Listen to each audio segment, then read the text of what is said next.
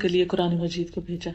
اور ہم سے یہ تقاضا کیا کہ ہم اس کے مطابق اپنی زندگی بسر کریں، کیونکہ یہ دنیا اللہ نے بنائی، ہمیں بھی اللہ نے بنایا اور پھر صرف ایک وقت تک کے لیے بنایا، یعنی دنیا میں بھیجا ہے، اس کے بعد ہم سب کو واپس جانا ہے۔ تو واپس جا کر ہمیں یہ بتانا ہوگا کہ ہم یہاں پر کیا کر کے آئے۔ ایک طریقہ یہ ہے کہ ہم اپنی مرضی کے مطابق جو ہمارا دل چاہے ہم وہ کریں،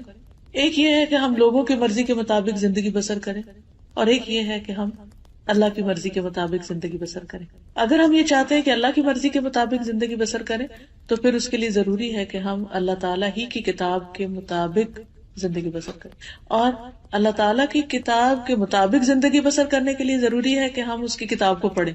اسی لیے اکثر لوگ ایک دوسرے کو دعوت دیتے رہتے ہیں کہ آئیے قرآن پڑھیں، لیکن عموماً لوگ یہ سمجھتے ہیں کہ شاید یہ کوئی ایکسٹرا کام ہے، وقت ملے گا تو کر لیں گے، یا ابھی تو اور بہت سی مصروفیات ہیں، جب بوڑھے ہوں گے تو پھر اس کام کو ریٹائر ہو کے شروع کریں گے۔ لیکن ہمیں نہیں پتا کہ ہم ریٹائرمنٹ کی ایج کو پہنچتے بھی ہیں یا نہیں۔ تو اس لیے ہمیں اللہ کی کتاب کے ساتھ ایک مضبوط تعلق قائم کرنے کی ضرورت ہے، اور اس کے ساتھ جو کمٹمنٹ ہم کریں اس میں کسی قیمت پر کوئی کمی نہ آئے۔ آج کی اس مجلس میں انشاءاللہ العزیز میں آپ کو احادیث کی روشنی میں قرآن مجید کے پڑھنے کی اہمیت کے بارے میں بتاؤں گی۔ رسول اللہ صلی اللہ علیہ وسلم نے فرمایا، مثل المؤمن الذي يقرأ القرآن كالأترجة ريحها طيب وطعمها طيب۔ اس مومن کی مثال جو قرآن پڑھتا ہے ترنجبین نارنگی جیسی ہے، ٹینجرین کی طرح ہے، کہ اس کی خوشبو بھی اچھی ہے اور اس کا ذائقہ بھی اچھا ہے، یعنی کھانے کے بعد انسان خوش ہو جاتا ہے، ہاتھوں سے بھی خوشبو آتی ہے، اس کے منہ سے بھی خوشبو آتی ہے، اور کھانے کے بعد انسان کے اندر ایک اچھی فریش فیلنگ آتی۔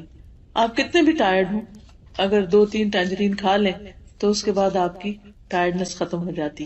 والذی لا یقرأ القرآن کالتمرۃ لا ریح لها وطعمها حلو۔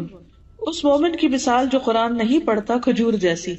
اس کی خوشبو نہیں لیکن اس کا ذائقہ میٹھا ہے، یعنی کھجور بھی انرجی دیتی ہے، اگر ہم اس کو کھا لیں تو ہمارے اندر ایک یعنی قوت پیدا ہو جاتی ہے، ایک انرجی پیدا ہو جاتی ہے، جس کی وجہ سے ہمارے لیے کام کرنا آسان ہو جاتا ہے۔ اس کے بھی کئی ایک فائدے ہیں۔ پھر فرمایا وَمَثَلُ الْمُنَافِقِ الَّذِي يَقْرَأُ الْقُرْآنَ كَمَثَلِ الرَّيْحَانَةِ رِيحُهَا طَيِّبٌ وَطَعْمُهَا مُرٌّ۔ اس منافق کی مثال جو قرآن پڑھتا ہے خوشبودار پودے جیسے گلاب وغیرہ کی طرح، جس کی خوشبو اچھی ہے اور ذائقہ تلخ ہے، یعنی وہ دوسروں کو تو خوشبو دے رہا ہے لیکن اپنے اندر اس کے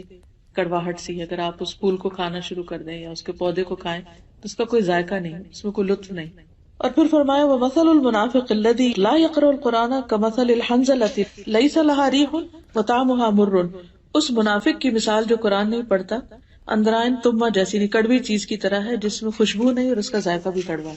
تو یہاں اب لوگوں کو 4 کیٹیگریز میں تقسیم کر دیا گیا۔ پہلی کیٹیگری کے لوگ جو مومن ہیں، ایمان بھی رکھتے ہیں اور اس کے ساتھ قرآن بھی پڑھتے ہیں، ایسے لوگوں کے ساتھ آپ ملاقات کریں تو ان سے مل کر بھی آپ کو خوشی ہوگی اور ان سے آپ کوئی اچھی بات لے کے نکلیں گے، کیونکہ ان کے پاس قرآن کی وزڈم ہے۔ ایسے لوگ اپنے ماحول کے لیے خوشی کا باعث ہوتے ہیں، اپنے لیے بھی اور دوسروں کے لیے بھی۔ جیسے پہلے میں نے عرض کیا کہ اگر آپ بہت بھی تھکے ہوئے ہوں تو 2-3 ٹینجرین کھانے سے آپ کی ساری تھکاوٹ دور ہو جاتی، آپ کی آنکھیں کھلنے لگتی ہیں، آپ کے اندر لگتا ہے کسی نے ایک روح ڈال دی۔ اسی طرح آپ روحانی طور پر، ذہنی طور پر کتنے بھی تھکے ہوئے ہوں، لیکن اگر آپ قرآن مجید کے کچھ حصے کی تلاوت کر لیں یا اس کو سن لیں یا اس کو پڑھ لیں، اس کو سمجھ لیں، تو آپ کی روحانی تھکاوٹ دور ہونے لگتی۔ اور جب آپ کی اپنی تھکاوٹ دور ہوتی ہے تو آپ کام ڈاؤن ہوتے ہیں، جب آپ کام ڈاؤن ہوتے ہیں تو پھر آپ کا معاملہ دوسروں سے بھی اچھا ہونے لگتا ہے۔ جب دوسروں کے ساتھ آپ اچھے ہوتے ہیں تو ان کو آپ سے خوشی ملتی، جب آپ انہیں خوش کرتے ہیں تو جواب میں وہ بھی آپ کو خوش کرتے ہیں۔ لیکن اگر ہم قرآن مجید سے تعلق نہیں رکھتے تو اس کی بھی آگے مثال بتائی گئی کہ جس دل میں قرآن نہیں